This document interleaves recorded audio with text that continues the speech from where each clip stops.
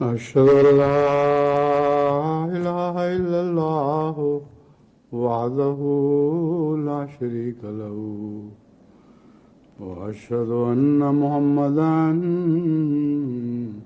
عبده ورسوله أما بعد فأعوذ بالله من الشيطان الرجيم بسم الله الرحمن الرحيم الحمد لله رب العالمين الرحمن الرحيم مالك يوم الدين إياك نعبد وإياك نستعين اهدنا الصراط المستقيم صراط الذين أنعمت عليهم غير المغضوب عليهم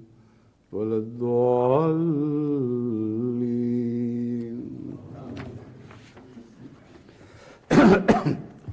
وقضى ربك ألا تعبدوا إلا إياه وبالوالدين إحسانا إما يبلغن عندك الكبر أحدهما أو كلاهما فلا تقل لهما أف ولا تنهرهما وقل لهما قولا كريما واخفض لهما جناح الذل من الرحمة وقل رب ارحمهما كما ربياني صغيرا. سورہ بنی اسرائیل آیت 24-25.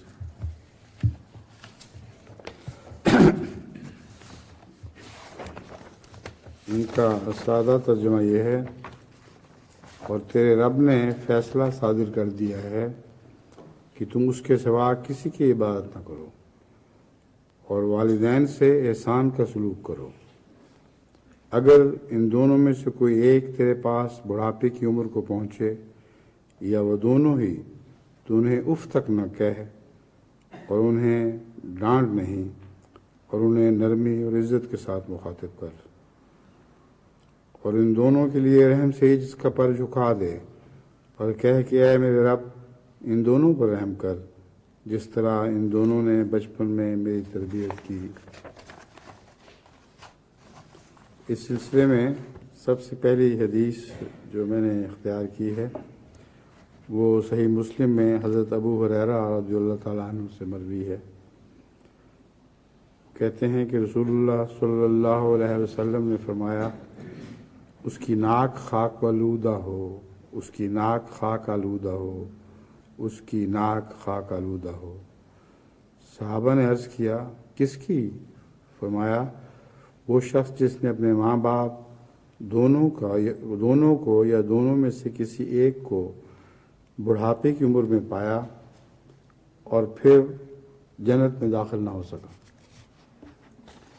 یہاں ناک خاک آلود ہونا ایک محاورہ ہے عرب کا کہ وہ شخص رسوا و ذلیل ہو گیا، مٹی میں رگڑا گیا.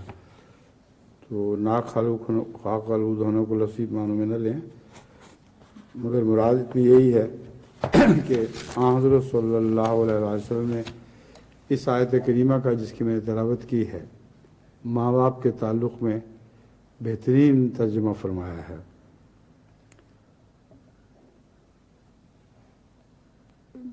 ماں باپ کے متعلق جو حسن سلوک کی تعلیم ہے، کوئی ایک پہنچے یا دونوں تمہارے بڑھاپے کی عمر تک پہنچ جائیں، اس سلسلے میں لوگوں میں کچھ حکایتیں بھی مشہور ہیں اور کچھ حکایتیں ایسی بھی ہیں جو واقعات پر مبنی ہیں. تو ان لوگوں کا نام لیے بغیر میں یہ بتانا چاہتا ہوں کہ بعض لوگ اپنے بوڑھے باپ سے ایسا سلوک بھی کرتے ہیں، اس کو نوکروں کے کوارٹروں میں جگہ دیتے ہیں اس کے لیے اپنے پھٹے پرانے کپڑے رکھتے ہیں تاکہ وہ کسی غریب کو صدقہ دینے کی بجائے اپنے باپ کو دے دیں. ایسے ہی ایک واقعہ مشہور ہے، اور جیسا کہ میں نے عرض کیا ہے ایسے واقعات میں کچھ صداقت بھی ہے. واقعہ یہ مشہور ہے کہ ایک باپ کو اپنا بچہ بہت پیارا تھا. ایک دفعہ اس نے اس کے کمرے کی تلاشی لی، دیکھا کہ کیا جمع کرتا ہے. اس میں بہت پھٹے پرانے بڑے سائز کے کپڑے پڑے ہوئے تھے. تو باپ نے حیرت سے پوچھا، بیٹا تم نے اپنے کمرے میں یہ کیا گند جمع کیا ہوا ہے؟ اس نے کہا یہ آپ کے لیے، جس طرح آپ نے میرے دادا کے لیے گندے کپڑے رکھے ہوئے تھے. تو میں نے کہا وہی سلوک آپ سے ہونا چاہیے. جب آپ بڑی عمر کو پہنچیں گے تو آپ کو میں یہی کپڑے پہناؤں گا جو آپ میرے دادو کو پہنایا کرتے تھے. تو یہ ایک سبق آموز بات ہے، لیکن جیسا کہ میں نے عرض کیا ہے واقعتاً لوگ اپنے باپ سے اور بعض دفعہ اپنی ماؤں سے ایسا سلوک کرتے ہیں جو نہایت ناقابل برداشت ہے. تو حضرت اقدس محمد مصطفیٰ صلی اللہ علیہ وآلہ وسلم کی نصیحت میں ان کو پہنچاتا ہوں کہ اگر تم نے ماں یا باپ یا دونوں کے قدموں سے جنت نہ لی تو ساری عمر ضائع کر دی. اور اسی کے متعلق ایک اور حدیث میں آتا ہے کہ رمضان گزر جائے اگر اور کوئی شخص جنت نہ کما سکے اس پر بھی توف ہے. بس ابھی رمضان بھی گزرا ہے، اس کے پس منظر میں یہ بھی یاد رکھیں کہ ماں باپ کی خدمت کی جتنی توفیق مل سکے وہ ضرور کریں. باپ کے متعلق تو کہہ سکتے ہیں کہ بعض دفعہ وہ اولاد پر سختی بھی کرتا ہے، مائیں بھی کرتی ہیں، مگر جیسا دل ماں کا نرم ہے ویسا بچے کے لیے اور کسی کا دل نرم نہیں ہوتا. حضرت صلی اللہ علیہ وآلہ وسلم نے ایک موقع پر فرمایا، اور حضرت ابو امامہ سے یہ روایت ہے کہ ایک آدمی نے کہا، اے اللہ کے رسول، ماں باپ کا اولاد پر کیا حق ہے؟ فرمایا وہ دونوں تیری جنت اور دوزخ ہیں. یعنی ان کے قدموں تلے، ماؤں کے قدموں تلے جو جنت کا خیال ہے، میں پہلے بھی عرض کر چکا ہوں بعض ماؤں کے قدموں تلے دوزخ بھی ہوتی ہے. حضور صلی اللہ علیہ وآلہ وسلم نے فرمایا ماں اور باپ دونوں کے قدموں تلے تیری جنت بھی ہے اور تیری دوزخ بھی ہے، جو چاہے ان سے حاصل کر لے. حضرت عبد الرحمن بن ابی بکرہ اپنے والد سے روایت کرتے ہیں کہ انہوں نے بیان کیا کہ رسول اللہ صلی اللہ علیہ وسلم نے فرمایا کہ میں گناہ کبیرہ سے آگاہ نہ کروں. آپ نے یہ الفاظ 3 دفعہ دہرائے. صحابہ نے عرض کیا ضرور بتائیں یا رسول اللہ صلی اللہ علیہ وآلہ وسلم. آپ نے فرمایا اللہ تعالیٰ کا شریک ٹھہرانا اور والدین کی نافرمانی کرنا. آپ ٹیک لگا کر بیٹھے ہوئے تھے، پھر سیدھے ہو کر بیٹھ گئے اور فرمایا جھوٹ سے بچو. آپ نے اس بات کو اتنی دفعہ دہرایا کہ میں نے دل میں کہا کہ کاش آپ خاموش ہو جائیں.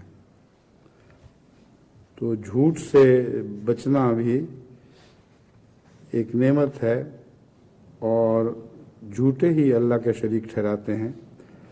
اس لیے خدا تعالیٰ کے شریک نہ ٹھہرانا یہ بڑی نیکی ہے، اور شرک ٹھہرانا بہت بڑی بدی قرار دیا گیا ہے.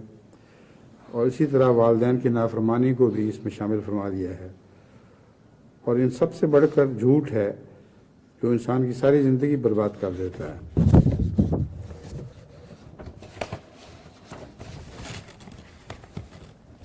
حضرت انس بن مالک سے مسند احمد بن حنبل میں مروی ہے رضی اللہ تعالیٰ عنہ کہ حضرت صلی اللہ علیہ وسلم نے فرمایا جس شخص کی خواہش ہو کہ اس کی عمر لمبی ہو اور رزق میں فراوانی ہو تو اس کو چاہیے کہ اپنے والدین سے حسن سلوک کرے اور صلہ رحمی کی عادت ڈالے.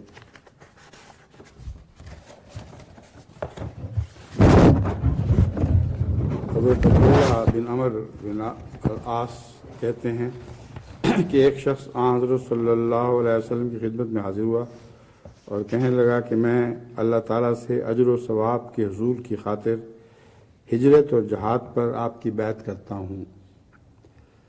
ہجرت اور جہاد پر آپ نے فرمایا کیا تمہارے والدین میں سے کوئی زندہ ہے؟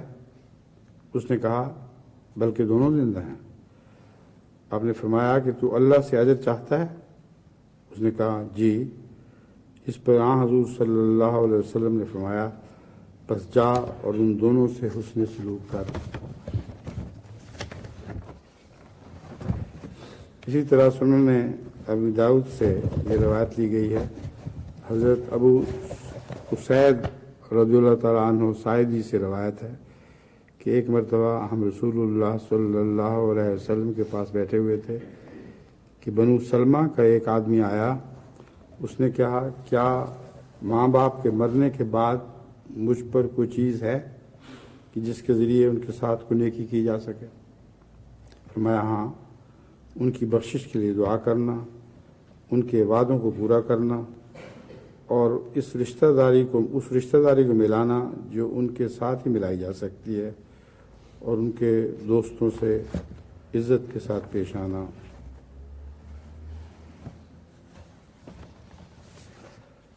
بس والدین کے حق میں جو دعائیں ہیں ان کے علاوہ یہ عملی تعلیم بھی ہے جس پر عمل بڑا ضروری ہے کہ والدین جو نیکی کیا کرتے تھے اور بیچ میں عمر کٹ گئی یعنی عمر منقطع ہو گئی، اس نیکی کو اگر جاری رکھا جا سکتا ہو تو وہ نیکی ایسی ہے جو والدین کو کے درجات کو بلند کرنے کا موجب بنے گی۔ اسی ضمن میں چندہ جات ہیں، بہت سے والدین چندہ دیتے ہیں باقاعدگی کے ساتھ اور وعدے کر دیتے ہیں بڑے چندوں کے، مگر اس سے پہلے کہ وہ پورا کر سکیں ان کو موت آ لیتی ہے۔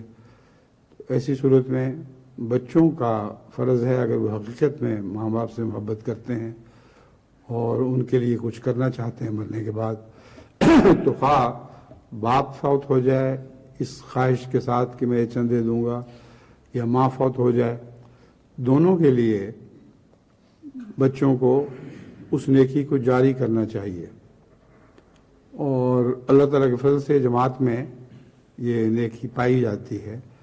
میں جانتا ہوں کہ ماں باپ کے مرنے کے بعد کثرت سے ان کے چندوں کو پورا کیا جاتا ہے، بچے چین نہیں لیتے جب تک ان کی اس نیک خواہش کو پورا نہ کر لیں، خواہ کتنا ہی اس پر بوجھ اٹھانا پڑے۔ تو اللہ تعالیٰ کے فضل سے جماعت میں یہ نیکی بہت عام ہے۔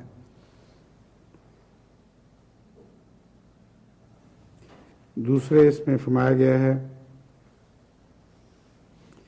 اس رشتہ داری کو ملانا جو اس کے ساتھ ہی ملائی جا سکتی ہے، یعنی ماں باپ کے وقت میں تو ان کے رشتہ داروں کے ساتھ حسن سلوک کو دیکھ کر ان لوگ بھی ان رشتہ داروں سے حسن سلوک کر دیتے ہو، گھر میں آتے ہیں، ہنس کر بات کرتے ہو، عزت سے سوال کرتے ہو، لیکن کئی ایسے لوگ ہوتے ہیں جو ماں باپ کے گزرنے کے بعد پھر ان کو بھول جاتے ہیں، تو ان کو ہمیشہ یاد رکھنا چاہیے۔ ایسے جلسے کے موقع پر بھی مہمان آتے ہیں جو کسی زمانے میں ماں باپ کو بہت پیارے تھے اور عزیز تھے، ان کی رشتہ داری تھی یا نہیں تھی، مگر وہ اس سے بہت حسن سلوک کیا کرتے تھے، تو ان کے مرنے کے بعد جو نیکیاں ان کو پہنچائی جا سکتی ہیں ان میں ان کے لیے عزت کے ساتھ اپنے گھر میں جگہ بنانی اور ان کے لیے ہر قسم کی آسائش کے سامان مہیا کرنے، یہ بھی ایک بہت اہم نیکی ہے۔ ساتھ ہی فرمایا ان کے دوستوں کی بھی عزت کرنی چاہیے، رشتہ داروں کی نہیں صرف بلکہ دوستوں کی بھی۔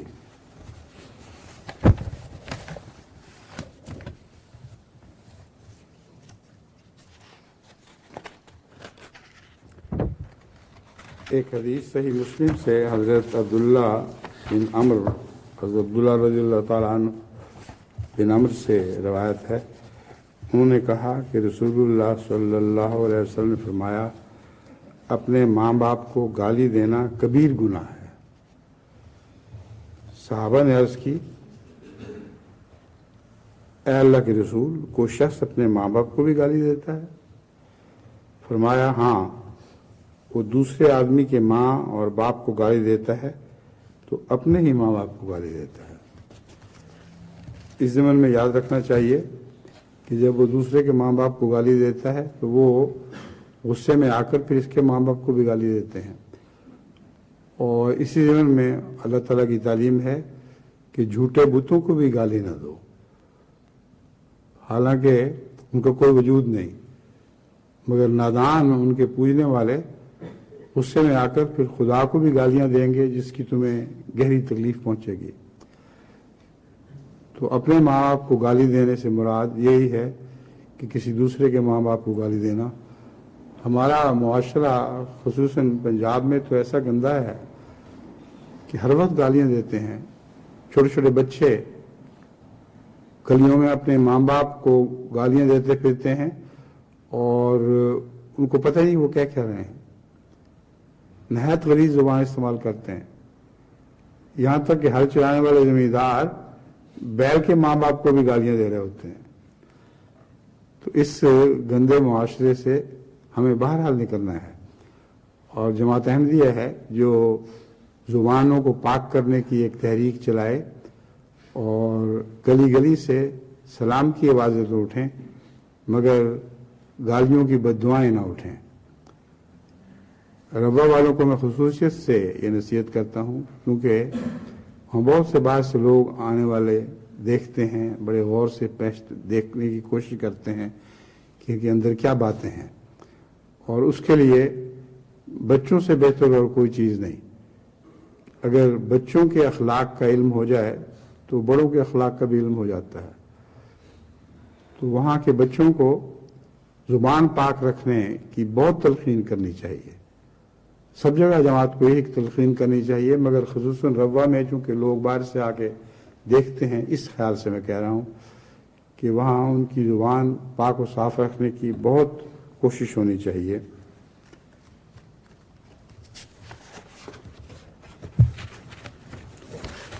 ایک روایت سنن ابی داؤد کتاب الجہاد سے لی گئی ہے، اس میں حضرت عبداللہ بن عمر رضی اللہ تعالیٰ عنہ کہتے ہیں کہ ایک شخص نبی اکرم صلی اللہ علیہ وسلم کی خدمت میں ہجرت اور بیعت کرنے کی غرض سے حاضر ہوا، اور اس نے اپنے والدین کو اس حال میں چھوڑا کہ وہ رو رہے تھے۔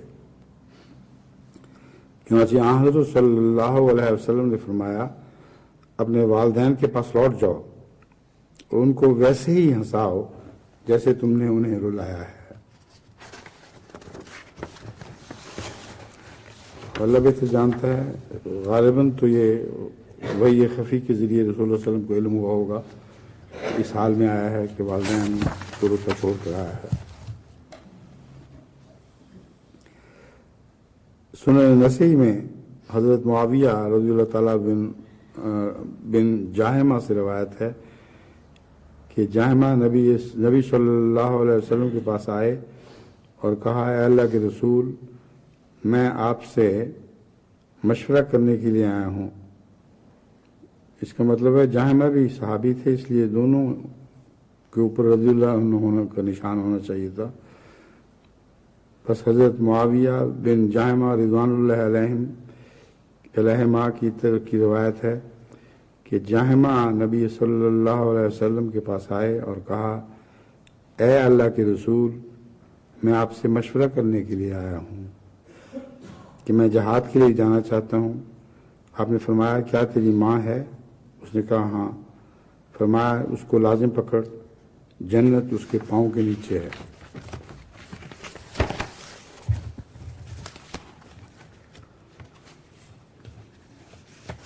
حضرت ابو ہریرہ رضی اللہ تعالیٰ عنہ بیان کرتے ہیں کہ ایک شخص آن حضرت صلی اللہ علیہ وسلم کی خدمت میں آیا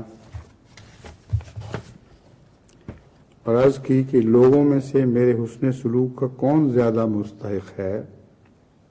آپ نے فرمایا تیری ماں۔ پھر اس نے پوچھا پھر کون؟ آپ نے فرمایا تیری ماں۔ اس نے پوچھا پھر کون؟ آپ نے فرمایا تیری ماں۔ اس نے چوتھی بار پھر پوچھا پھر کون؟ آپ نے فرمایا تیرا باپ۔ پھر درجہ بدرجہ قریبی رشتہ دار۔ یہاں جو ماں پر زیادہ زور دیا گیا ہے، مختلف احادیث میں کہیں ماں باپ کا اکٹھا ذکر آیا ہے، کہیں الگ الگ آیا ہے، تو اس میں دو امکانات ہیں۔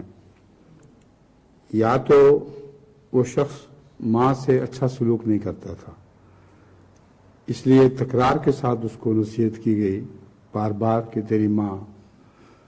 دوسرے یہ امر واقعہ ہے کہ ماں سے زیادہ بچے سے کوئی پیار نہیں کر سکتا، ماں سے زیادہ بچے کے لیے کوئی دکھ نہیں اٹھا سکتا۔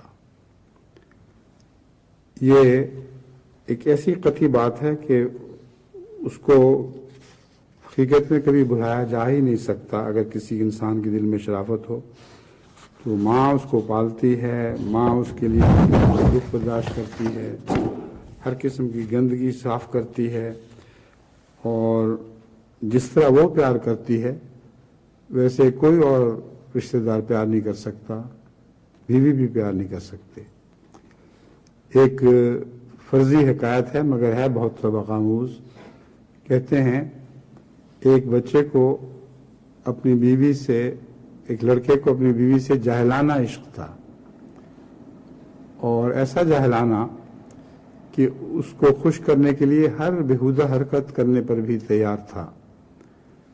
وہ اپنی ساس سے بہت جلتی تھی، اور اپنی ساس کو جو اپنے بچے سے پیار کرتے ہوئے دیکھتی تھی تو اس سے اس کے دل میں حسد بھڑک اٹھتا تھا۔ تو ایک دفعہ اس نے بچے سے کہا، یعنی اس کی بیوی نے اس لڑکے سے، اپنے خاوند سے کہا کہ اگر تم مجھے خوش کرنا چاہتے ہو تو اپنی ماں کا سر تشتری میں سجا کے لاؤ، ورنہ میرا خیال چھوڑ دو۔ اس بے وقوف گدھے نے یہی کام کیا،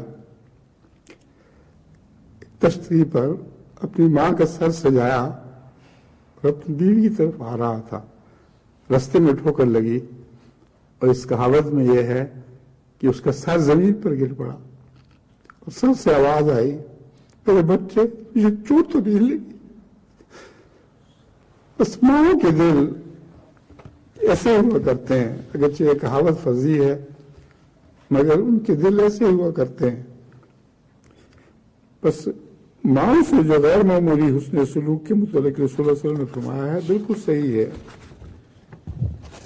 ایسا ہی ہونا چاہیے۔ اور میں امید رکھتا ہوں کہ ساری جماعت میں ماؤں کی عزت کی جائے گی۔ حضرت ابو طفیل رضی اللہ تعالیٰ عنہ بیان کرتے ہیں کہ میں نے حضرت صلی اللہ علیہ وسلم کو مقام جارانہ میں دیکھا، آپ گوشت تقسیم فرما رہے تھے۔ اس دوران ایک عورت آئی، یہاں تک کہ حضور کے قریب آ گئی تو حضور نے اس کے لیے اپنی چادر بچھا دی اور وہ عورت اس پر بیٹھ گئی۔ میں ان لوگوں سے پوچھا کہ یہ خاتون کون ہے؟ لوگوں نے بتایا کہ یہ حضور کی رضائی والدہ ہیں۔ بس ماں کی عزت تو الگ بات ہے، اپنی رضائی والدہ کے لیے بھی حضور صلی اللہ علیہ وسلم اس قدر دل میں احترام رکھتے تھے، اپنی چادر ان کے لیے بچھا دی۔ اگر ماں زندہ ہوتی تو اللہ بہتر جانتا ہے کہ رسول اللہ صلی اللہ علیہ وسلم کیا سلوک فرماتے، جو اپنی رضائی والدہ کے لیے ایسا نرم گوشہ رکھتا ہے وہ اپنی حقیقی والدہ کے لیے تو بلا شبہ ایک مثالی بیٹا ثابت ہوتا، مگر یہ مقدر نہیں تھا۔ اللہ اپنی حکمتوں کو بہتر جانتا ہے۔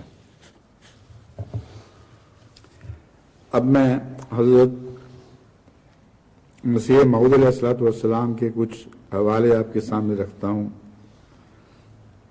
فرماتے ہیں فلا تقل لهما اف ولا تنهرهما وقل لهما قولا کریما، یعنی اپنے والدین کو بیزاری کا کلمہ مت کہو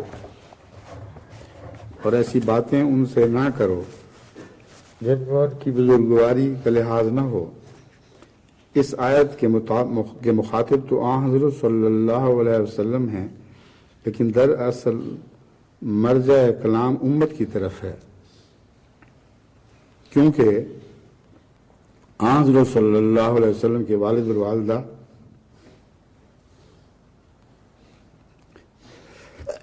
آپ کی خود سالی میں ہی فوت ہو چکے تھے،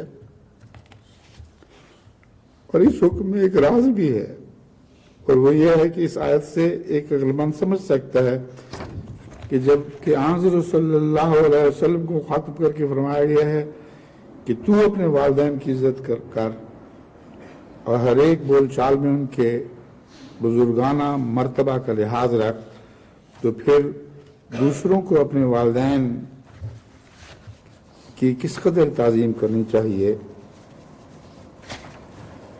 اور اسی کی طرف یہ دوسری آیت اشارہ کرتی ہے، وَقَضَىٰ رَبُّكَ أَلَّا تَعْبُدُوا إِلَّا إِيَّاهُ وَبِالْوَالِدَيْنِ إِحْسَانًا، یعنی تیرے رب نے چاہا ہے کہ تو فقط اس کی بندگی کر اور والدین سے احسان کر۔ اور اس آیت میں بت پرستوں کو جو بت کی پوجا کرتے ہیں سمجھایا گیا ہے کہ بت کچھ چیز نہیں ہے، اور بتوں کا تم پر کچھ احسان نہیں ہے، انہوں نے تمہیں پیدا نہیں کیا، اور تمہاری خود سالی میں وہ تمہارے متکفل نہیں تھے۔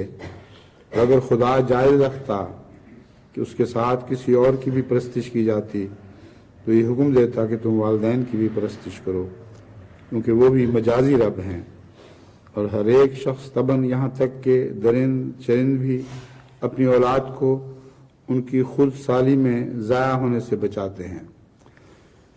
یہ ایسا جذبہ فطری ہے کہ میں نے دیکھا ہے خود اپنی آنکھوں سے کہ ایک مرغی ہمارے احمد نگر میں اپنے بچوں کو دانے کھلا رہی تھی، تو ایک چیل جھپٹی جو مرغی سے بہت زیادہ طاقتور تھی، لیکن وہ اس جوش کے ساتھ اوپر اٹھی ہے اس کو مارنے کے لیے کہ وہ ڈر کے مارے نکل گئی۔ تو ماؤں کے اندر جو جذبہ ہوتا ہے اتنا شدید ہوتا ہے کہ ان سے بہت زیادہ طاقتور دشمن بھی گھبرا جاتا ہے۔ اور چھوٹے چھوٹے پرندوں کو کئی دفعہ آپ نے دیکھا ہوگا، مثلا نیل کنڈ، وہ بالوں پر بھی جھپٹتے ہیں اس لیے کہ ان کے گھونسلے میں بیٹھے ہوئے بچوں کو وہ تنگ نہ کر سکیں۔ حالانکہ بعض ان کو مار سکتا ہے، مگر ان کے جھپٹنے کے انداز سے ڈر جاتا ہے۔ بس اس پہلو سے خوب یاد رکھیں کہ درندوں چرندوں وغیرہ سے بھی سبق سیکھیں۔ ان سب میں ماؤں کے دل میں بچوں کی اور کی محبت پائی جاتی ہے، تو ان بچوں کو بھی جو انسان کے بچے ہیں ان کو اپنے ماں باپ کی محبت کو یاد رکھنا چاہیے۔ پرندوں کے بچے تو شاید بھول جاتے ہوں گے، مگر آخر وہ جواب دہ نہیں ہیں، مگر انسان تو جواب دہ ہے۔ انسان کے بچوں کو اپنے ماں باپ کی خدمت کو بھولنا نہیں چاہیے۔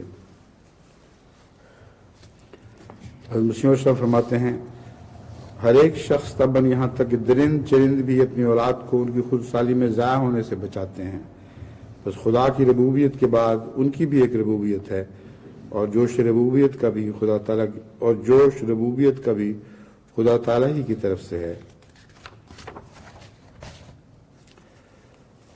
پھر حضرت مسیح موعود السلام فرماتے ہیں، تم ماں باپ سے نیکی کرو، اور قریبیوں سے اور یتیموں سے اور مسکینوں سے اور ہمسایہ سے جو تمہارا قریبی ہے، اور ہمسایہ سے جو بیگانہ ہے، اور مسافر سے اور نوکر اور غلام اور گھوڑے اور بکری اور گائے سے، حیوانات سے جو تمہارے قبضے میں ہوں، کیونکہ خدا کو جو تمہارا خدا ہے یہی عادتیں پسند ہیں، وہ لاپرواہوں اور خود غرضوں سے محبت نہیں کرتا۔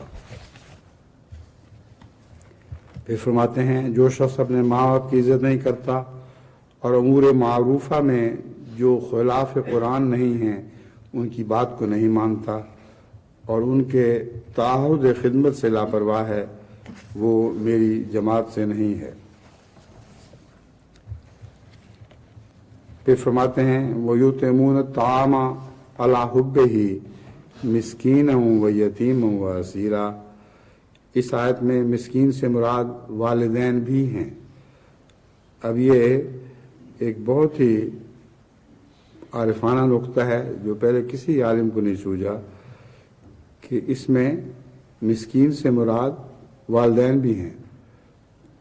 بہت سے والدین ہیں جو اپنی دلی مسکینی اور عاجزی کی وجہ سے بچوں سے کچھ مطالبہ نہیں کرتے، کچھ نہیں کہتے کہ ان کو کیا ضرورت ہے۔ تو ایسے بچوں کو چاہیے کہ خود اپنے والدین کی احتیاجوں اور ضرورتوں پر نگاہ رکھیں اور کرے دیں، اور ان کی ہر ضرورت کو ان کے مانگنے سے پہلے دے دیا کریں، کیونکہ مسکین وہ ہے جو مانگتا نہیں، غربت اور بدحالی کے باوجود مانگتا نہیں، اور ان کے اس تعفف کی وجہ سے بعض لوگ ان کو اغنیا سمجھ لیتے ہیں۔ تو سب سے پہلے تو ماں باپ کی ضرورتوں پر دھیان ہونا چاہیے، ان کو توفیق موقع نہیں دینا چاہیے کہ ان کو مانگنے کی ضرورت پڑے، اور مسکین سمجھتے ہوئے یعنی دل کے مسکین سمجھتے ہوئے ان کی ضرورت کو مانگنے سے پہلے ہی پورا کرنا چاہیے۔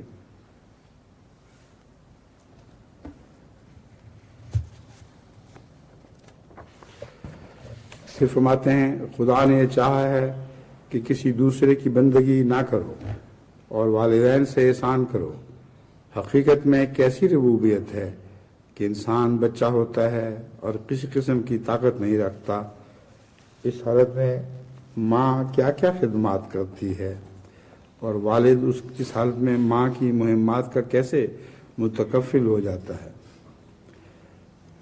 اس میں ایک روزمرہ کا فطری سبق ہے۔ بسا اوقات ایسا ہوتا ہے کہ اچھا جوڑا ہو، ماں اگر بچے کو سنبھال رہی ہے اور اس کی خدمتیں کر رہی ہے تو باپ دوسرے گھر کے کام کر رہا ہوتا ہے تاکہ ماں پر یہ بوجھ نہ پڑے۔ اور اللہ تعالیٰ کے فضل سے ہماری جماعت میں بکثرت ایسے لوگ ہیں، ملاقات کے دوران جو اوپر کلاسیں لگ رہی ہوتی ہیں، میں پوچھا کرتا ہوں کہ آپ کہاں، آپ کی بیوی کہاں ہیں، کہ انہوں نے میں یہاں آیا ہوں کلاس پر تو بیوی بچوں کو سنبھال رہی ہے۔ کبھی بیوی ہوتی ہے، بچے ہوتے ہیں، پوچھتا ہوں آپ کے میاں کہاں ہیں، تو کہتی ہے کہ گھر کے چھوٹے بچوں کو سنبھالنے کے لیے میاں گھر رہ گئے ہیں اور جو بڑے بچے ہیں وہ میرے ساتھ آ گئے ہیں۔ تو یہ نیک عادت ہماری جماعت میں خدا تعالیٰ کے فضل سے بکثرت پائی جاتی ہے۔ اللہ اس عادت کو استقامت اور دوام بخشے۔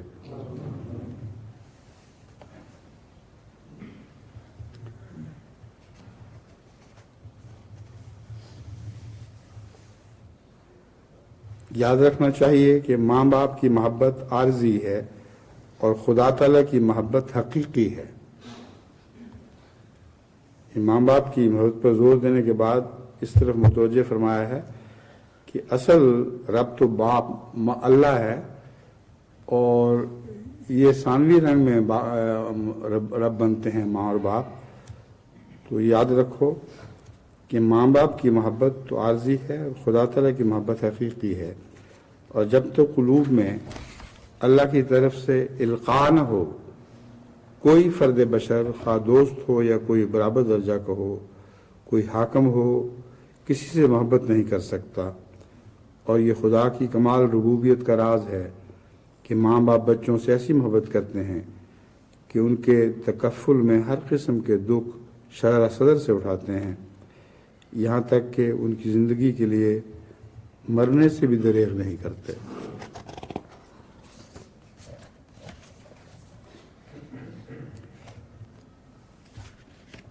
ہمارے شہداء کے واقعات میں ایسے واقعات کثرت سے آتے ہیں کہ ماں اپنے بچے کو بچاتے ہوئے شہید ہو گئی۔ تو یہ ماؤں کے دل کی حالت ہے، اور بدقسمت ہیں وہ لوگ جو ان دلوں کو بھلا دیتے ہیں۔ پھر حضرت مسیح علیہ السلام فرماتے ہیں پہلی حالت انسان کی نیک بختی کی ہے کہ والدہ کی عزت کرے۔ اویس کرنے کے لیے بسا اوقات رسول اللہ صلی اللہ علیہ وسلم یمن کی طرف منہ کر کے کہا کرتے تھے کہ مجھے یمن کی طرف سے خدا کی خوشبو آتی ہے۔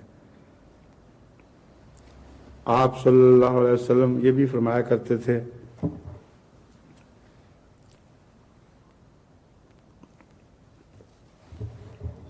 آپ صلی اللہ علیہ وسلم یہ بھی فرمایا کرتے تھے کہ وہ اپنی والدہ کی فرما برداری میں بہت مصروف رہتا ہے اور اسی وجہ سے میرے پاس بھی نہیں آ سکتا۔ بظاہر یہ بات ایسی ہے کہ پیغمبر خدا صلی اللہ علیہ وسلم موجود ہیں مگر وہ ان کی زیارت نہیں کر سکتے، صرف اپنی والدہ کی خدمت گزاری اور فرما برداری میں پوری مصروفیت کی وجہ سے۔ مگر میں دیکھتا ہوں کہ رسول اللہ صلی اللہ علیہ وسلم نے دو ہی آدمیوں کو السلام علیکم کی خصوصیت سے وصیت فرمائی ہے، یا اویس رضی اللہ کو یا مسیح کو۔ یہ ایک عجیب بات ہے جو دوسرے لوگوں کو ایک خصوصیت کے ساتھ نہیں ملی۔ چنانچہ لکھا ہے کہ جب حضرت عمر رضی اللہ تعالیٰ عنہ ان سے ملنے کو گئے، یعنی اویس کرنے کو، تو اویس نے فرمایا کہ والدہ کی خدمت میں مصروف رہتا ہوں اور میرے اونٹوں کو فرشتے چرایا کرتے ہیں۔ مطلب ہے ان کو چھوڑ دیتے تھے اور خدا کے فرشتے ان کا دھیان رکھتے تھے، وہ چر کر خود ہی واپس آ جایا کرتے تھے۔ ایک تو یہ لوگ ہیں جنہوں نے والدہ کی خدمت میں اس قدر صحیح کی اور پھر یہ قبولیت اور عزت پائی۔ ایک وہ ہیں جو پیسے کے لیے مقدمات کرتے ہیں اور والدہ کا نام ایسی بری طرح لیتے ہیں کہ رذیل قومیں چوڑے چمار بھی کم لیتے ہیں۔ ہماری تعلیم کیا ہے؟ صرف اللہ اور رسول صلی اللہ علیہ وسلم کی پاک ہدایت کا بتلا دینا۔ اگر کوئی میرے ساتھ تعلق ظاہر کر کے اس کو ماننا نہیں چاہتا تو وہ ہماری جماعت میں کیوں داخل ہوتا ہے؟ ایسے نمونے سے دوسروں کو ٹھوکر لگتی ہے اور وہ اعتراض کرتے ہیں کہ ایسے لوگ ہیں جو ماں باپ تک کی بھی عزت نہیں کرتے۔ میں تم سے سچ سچ کہتا ہوں کہ مادر پدر آزاد کبھی خیر و برکت کا منہ نہیں دیکھیں گے۔ بس نیک نیتی کے ساتھ اور پوری اطاعت اور فرمانبرداری کے رنگ میں خدا رسول کے فرمودہ پر عمل کرنے کے لیے تیار ہو جاؤ۔ بہتری اسی میں ہے، ورنہ اختیار ہے، ہمارا کام تو صرف نصیحت کرنا ہے۔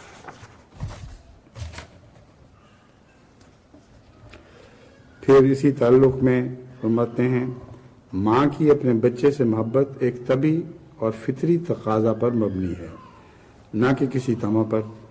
دیکھو بعض اوقات ایک ماں 60 برس کی بڑھیا ہوتی ہے، اس کو کوئی توقع خدمت کی اپنے بچے سے نہیں ہوتی، کیونکہ اس کو کہاں یہ خیال ہوتا ہے کہ میں اس کے جوان اور لائق ہونے تک زندہ بھی رہوں گی۔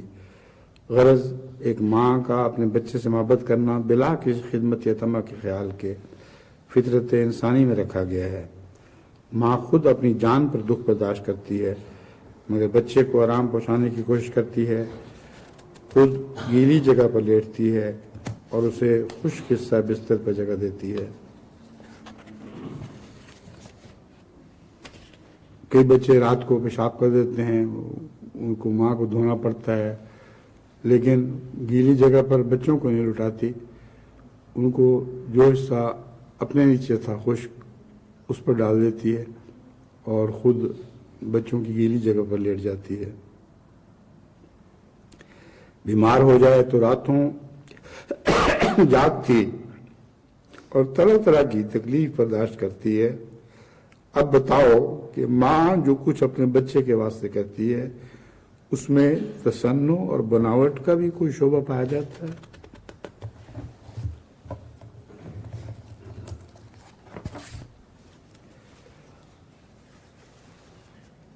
پھر ملفوظات میں ہے ظہر کے وقت حضور نے ایک نوارث صاحب سے ملاقات کی اور ان کو تاکید کی کہ وہ اپنے والد کے حقوق میں جو سخت مخالف ہیں دعا کیا کریں۔ انہوں نے عرض کی کہ حضور میں دعا کیا کرتا ہوں اور حضور کی خدمت میں بھی دعا کے لیے ہمیشہ لکھا کرتا ہوں۔ حضرت اقدس نے فرمایا توجہ سے دعا کرو، باپ کی دعا بیٹے کے واسطے اور بیٹے کی دعا باپ کے واسطے قبول ہوا کرتی ہے۔ اگر آپ بھی توجہ سے دعا کریں تو اس وقت ہماری دعا کا بھی اثر ہوگا۔ یہاں باپ کا خصوصی سے ذکر کیا فرمایا ہے. معلوم ہوتا ہے باپ سخت گیر تھا تو وہ زیادہ مخالف تھا اور ماں اس کے نیچے دبی ہوئی تھی. بس باپ کے لیے دعا اور نصیحت کا ذکر فرمایا ہے. اس کے اثر کے تابع اگر وہ احمدی ہو جاتا تو اس کی ماں بھی ہو جاتی. بٹالے کے سفر کے دوران حضرت اقدس علیہ السلام شیخ عبد الرحمن صاحب قادیانی سے ان کے والد صاحب کے حالات دریافت فرماتے رہے اور نصیحت فرمائی کہ ان کے حق میں دعا کیا کرو. ہر طرح اور حتی الوسع والدین کی دلجوئی کرنی چاہیے اور ان کو پہلے سے ہزار چند زیادہ اخلاق اور اپنا پاکیزہ نمونہ دکھلا کر اسلام کی صداقت کا قائل کرو.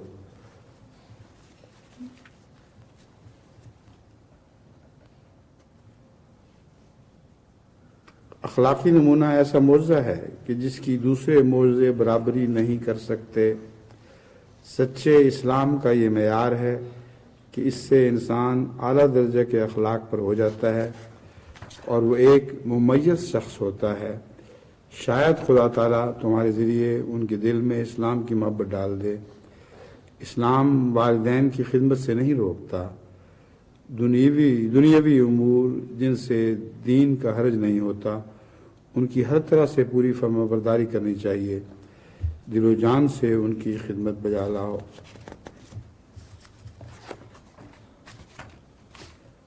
حضرت مولوی عبد الکریم رضی اللہ تعالیٰ عنہ کی والدہ یہاں آئی ہوئی ہیں. انہوں نے اپنی والدہ کی پیری اور ذوف کا اور ان کی خدمت کا جو وہ کرتے ہیں ذکر کیا. یہ روایت کرنے والا بیان کر رہا ہے. حضرت علیہ السلام نے فرمایا والدین کی خدمت ایک بڑا بھاری عمل ہے. حدیث شریف میں آیا ہے کہ دو آدمی بڑے بدقسمت ہیں. ایک وہ جس نے رمضان پایا اور رمضان گزر گیا پر اس کے گناہ نہ بخشے گئے، اور دوسرا وہ جس نے والدین کو پایا اور والدین گزر گئے اور اس کے گناہ نہ بخشے گئے. والدین کے سائے میں جب بچہ ہوتا ہے تو اس کے تمام ہم و غم والدین اٹھاتے ہیں. جب انسان خود دنیاوی امور میں پڑتا ہے تب انسان کو والدین کی قدر معلوم ہوتی ہے. خدا تعالیٰ نے قرآن شریف میں والدہ کو مقدم رکھا ہے کیونکہ والدہ بچے کے واسطے بہت دکھ اٹھاتی ہے. کیسی ہی متعدی بیماری بچے کو ہو، چیچک ہو، ہیضہ ہو، طاعون ہو، ماں اس کو چھوڑ نہیں سکتی. ہماری لڑکی کو ایک دفعہ ہیضہ ہو گیا تھا. ہمارے گھر سے اس کی تمام قے وغیرہ اپنے ہاتھوں پر لیتی تھیں.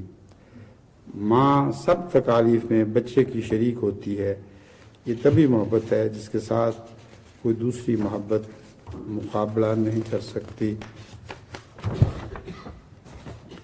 خدا تعالیٰ نے اسی کی طرف قرآن شریف میں اشارہ فرمایا ہے کہ ان اللہ یامر بالعدل والاحسان وایتاء ذی القربی.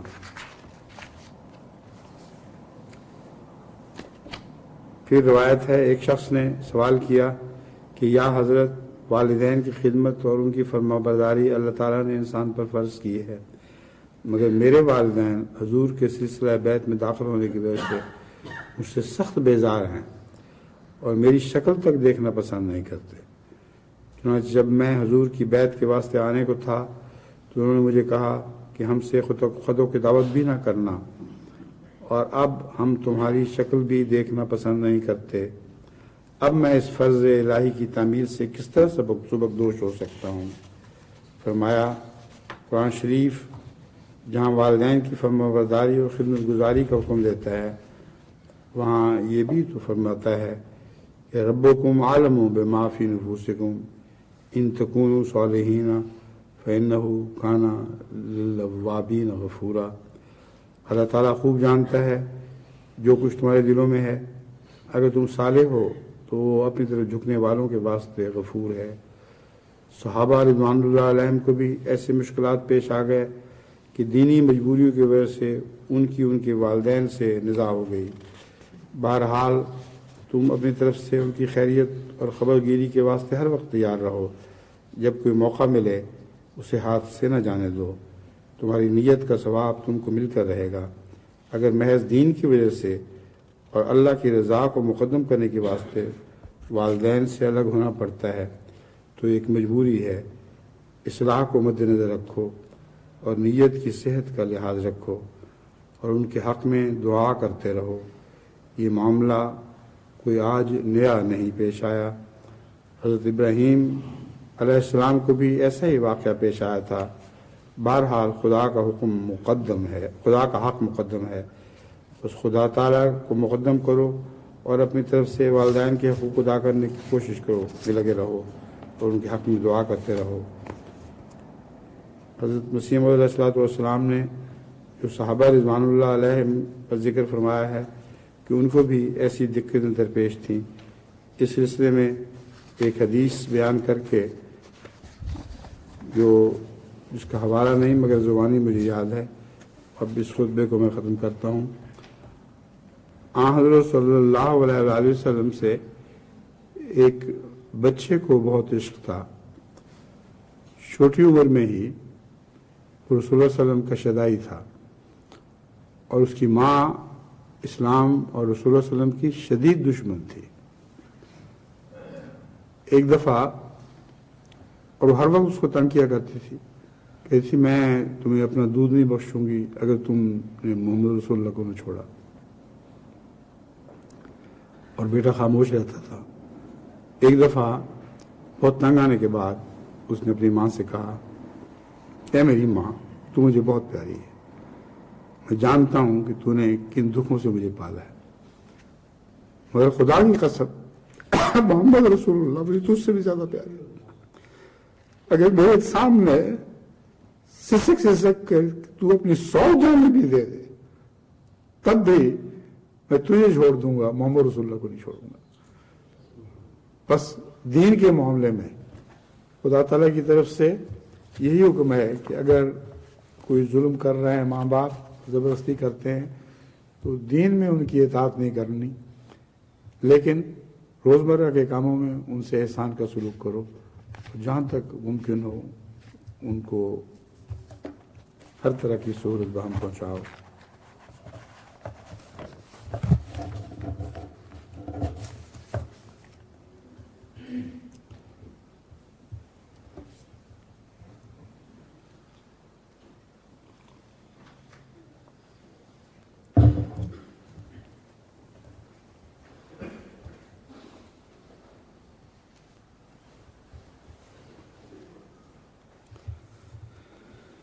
الحمد لله نحمده ونستعينه ونستغفره ونؤمن به ونتوكل عليه ونعوذ بالله من شرور أنفسنا ومن سيئات أعمالنا من يهده الله فلا مضل له ومن يضلله فلا هادي له ونشهد أن لا إله إلا الله ونشهد أن محمدا عبده ورسوله